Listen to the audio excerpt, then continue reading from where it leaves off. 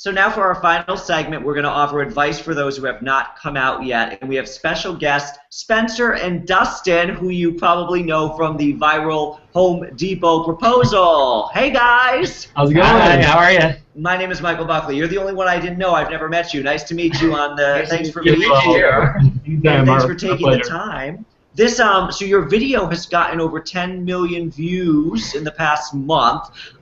So that's crazy. So can you tell us just before we talk about that, tell us your story. How did you meet? How did you fall in love? How long have you been dating? Where are you from? Give us the bullet points about you. He's tapping me to take this.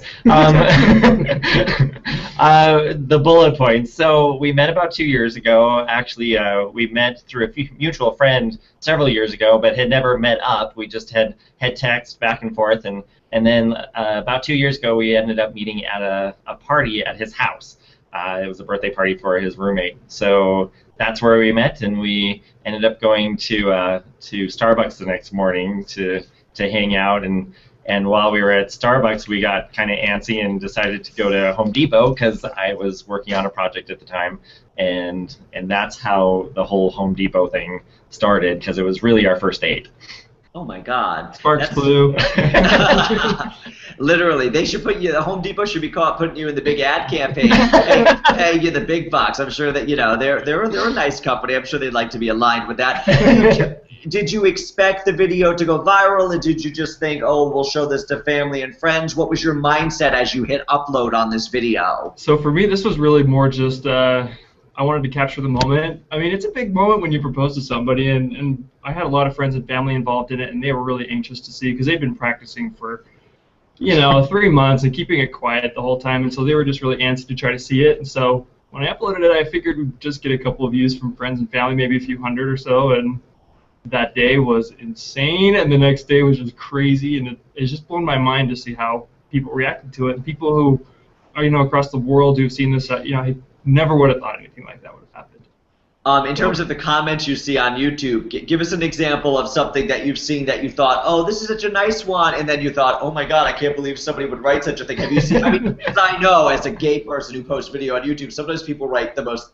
horrible things. But have you seen any weird comments that kind of stand out?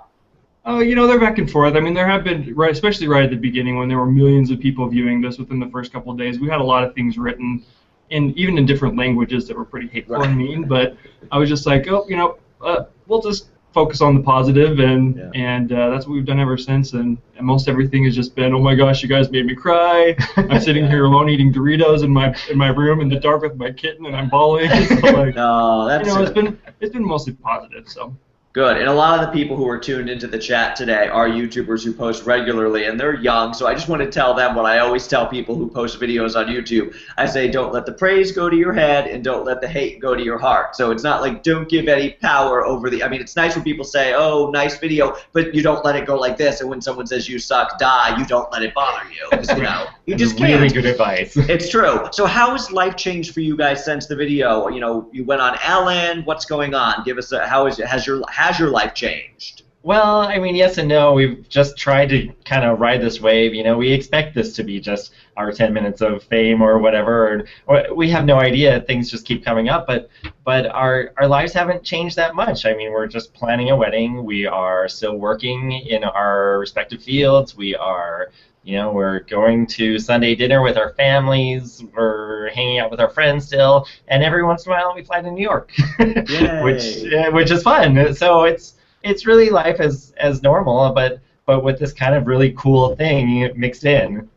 So do you have any wedding plans yet, a date, a time? Are you planning at the beginning now? How are your plannings coming? We're still really at the beginning stages. We have a wedding planner who's a friend of mine who was generous enough to be like, well, I'm doing your wedding. I'm like, okay. So she's been working with us, and we're looking at July next year, this coming summer, probably towards the end of July, maybe in California. And are you pitching this as a TV series? Like, oh, we need to pitch this as a TV series? Get a lot of free stuff? Or we can't talk about it. I mean, if you've chronicled the engagement, I'm sure you're going to want to chronicle all this process for the right amount of money. I could be your manager. I could help you, right? Our wedding planner is watching. Is she watching? She's like, how do we pimp this out? Really, we've kind of tried to stay away from things like that so much. You know, it's not really the purpose of it. We're just excited to be getting married and that we are able to get married. So we've just been trying to focus on that. I know, I'm half teasing, half serious. What state do you guys live in? We live in Utah. Oh, okay. So, and I saw in the Ellen interview, it said you kind of talked about how coming out was not particularly easy for both of you. Would you be willing to kind of share both of your coming out stories with us? Yeah, sure. You go first. Okay. I think for everybody, it can be a little bit different depending on your life experience. I think for both of us, we grew up in a very religious state, very conservative state. A lot of the people that live around us are predominantly from one religion that we both happen to be from. And so I think as, you know, coming out, especially at a very young age, is very scary and be really challenging because you're not really sure how your parents are going to react or how your congregation is going to react or your neighbors or whatever, and it's a really scary time. So I think both of us, too, grew up in a very spiritual environment, and so that was a conflict that, at least in my experience, I struggled with a lot to try to reconcile how I was as a person and how I was growing up to be with what I was taught my entire life is, you know, as what is correct and right within that religion. And so that was a really big struggle, but just to kind of keep it bullet point short, I think talking through it with my parents over several years, I mean, it's been a very long process for everybody to come to terms individually, because I think everybody goes through their own process, especially in our family and our community, but we've been really fortunate and lucky to be able to keep the conversations open and just realize that we all just love each other, and that's really what it boils down to. And so right now I feel very supported by my friends and especially by my family, because they're just like, you know what, even though we believe what we do, we love you and we support you and we stand by you, and that's what we really focus on, is just our love for each other. Good. So it's made things really easy over time. Yeah.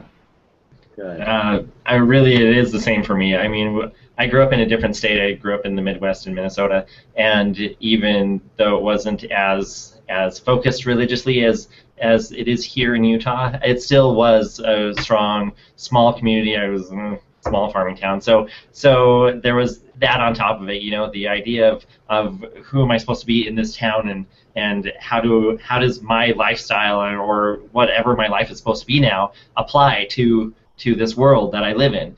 And so I ended up coming out after I left that environment, and I was in again a very religious environment there. I was at college and a private school for our religion. So it was really hard. It was really scary to know, what do you do now? I mean, I had all these ideas and all these thoughts in my head as to what I was supposed to be, and all these dreams and all these goals, and do they go away now? What happens now? That was really the question that I was left with, and so I took a period of several years also, and ended up traveling around the world and kind of just removed myself from those scenarios, those situations. I removed myself from, you know, the immediate vicinity of my family, and went and found myself, and that was the path that I took, and I feel like found myself. You know, you're always going to search a little bit, but my family loves me, and I'm now here closer to them again, and which is awesome, and they are as you can see in the video, a lot of those people are my family, my brothers and sisters, and my parents are there, and I mean it's wonderful to have their support and to feel accepted and loved again. So when you both met a couple of years ago, was this something that in a way bonded you because you had come from similar backgrounds, or had you ever, because it's hard when you come from a religious background or a very conservative background, because you date someone who's totally fine being gay and they're like, I don't get this in the family and I can't be a part of this, and so you two in a way were probably understood where each other was coming from. So is that something that was a good sticking point for getting you guys close, or not really? I think definitely, because you speak, I mean, at least in our experience, we spoke the same language, and it just makes things really easy, because he comes from a family that's big, and that's everybody's all over everybody's business, just like my family, and so going over for dinners, like we just get it, and so I think that really helped both of us. Just, at least for me, it was one of those things where a spark flew, and I was like, boom, let's there's one of my check boxes. Yeah. he's got that, you know. Those commonalities really help in any relationship, I think, you know, whether it be from the similar culture or a similar religious background or similar professional background, whatever those things are. I think those commonalities help relationships just so that you can relate better to each other, and ours definitely did. Right. So is there anybody in your life they're in your life but they're not supportive at this point, or they're just kind of coming around, or is pretty much they've come around? I mean, I think there's always people in our lives or in this world. I mean, we know a lot of people. I should start there. We have a lot of friends and a lot of family. So I think they're all at varying degrees of acceptance or understanding, or, you know, even if it's not acceptance, it is understanding. It's that how do I feel about this? Where do I stand on this topic? How do I feel with my son or my daughter or my brother or my cousin or my friend or my, you know, whatever it is? They still have to figure it out for themselves. You said it a little bit earlier, you know, it takes some time, and other people don't really understand all the time when you're like, well, I come from a religious family and this is how it is. Well, I have had a lot of friends who, through the years, say to me, you know, why aren't you angry at your family? Why aren't you angry at your religion? I just never have been. And my response to them is, you know, it took me 21 years to be okay with this, because I came out when I was 21. And it was hard through those 21 years to find just even the smallest bit of acceptance for myself, for me to accept myself. I can give them a minute, you know, so I'm okay with that. And that's where they're all at in different varying degrees. They're all in their minutes. Everybody's on their own path, and if you try and hit somebody over the head, they're just going to resist you even more. So that's why. Exactly. And that's not what I remember just thinking. I remember when I came out to my parents, they were like, "We don't need to tell Grandma because she's." I'm like, I don't care. I'm not going to be like, "No, you need to tell Grandma. She's 95 and she needs to know that this is gay." It's not like I was like, "Oh no," I was like, "I respect that. That's fine. It's all good." So before we wrap it up, do you guys have any advice? I mean, you guys are in a good place now. Do you have any, for the people watching at home, what are some advice you can give about coming out if they haven't come out to their family or friends yet? Do you have anything that you'd like to say to the people watching? Other than just, from my experience, other than being patient with people, I would say try to find what your sources of strength are in life, because coming out's hard and it's challenging and it's scary, regardless of what type of experience you have in life and what your family's like.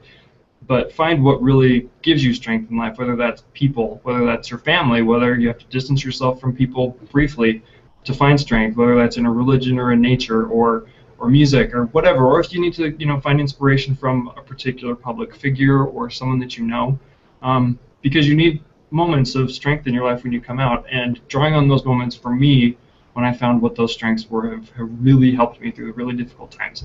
And so I would just say that is my one piece of advice: find your strength and draw back on it when you need it. And if I have anything, the one thing that I wish I understood when I first came out, which I didn't, and it took me many years to learn, was that I'm still the same person that I was before. I never changed. I never had to change. You come out and you think that your whole world has to change. Well, just remember who you are. Remember that you are still that same person with the same hopes and the same dreams, and you can have all those things that you wanted. You just, you've got another piece of the pie here, but it's not the whole pie. It's just a little piece of it. I just to echo that for final thoughts, I completely agree. In my coming out letter, I said that to my parents. I wrote, I have brown hair, I have green eyes, I'm gay. Like there's nothing that's changed. So I feel the exact same way. And in terms of what you said, I think the kids watching at home, exactly, if you don't have a family right now that you feel that is supportive, if you can find inspiration in a music figure or in a popular, you never know, in nature or in something's going to inspire you to feel okay being yourself. And if it's not the family you're living with right now or your friends don't seem supportive, focus on what is going to keep you strong, because that, don't worry about the family. You might not be able to change any opinion they have right now, but you can just worry about yourself. So just take care of yourself and your own needs, and don't worry about the family and the friends who seem unsupportive, because that's going to be a losing battle for both parties. So thank you guys so much for being here. Are you on Twitter? Can we find you, or on YouTube? Tell us how we can find you. Yeah, I'm very new to Twitter. It's just at Spencer J. Stout. Okay. And mine is DUVALWAR. So we'll have Maya's channel tweet so we can all keep in touch and stuff. That'd be great. Cool. All right. Well, thank you guys for joining us. Thank you. Thanks for having us. Look forward to keeping in touch.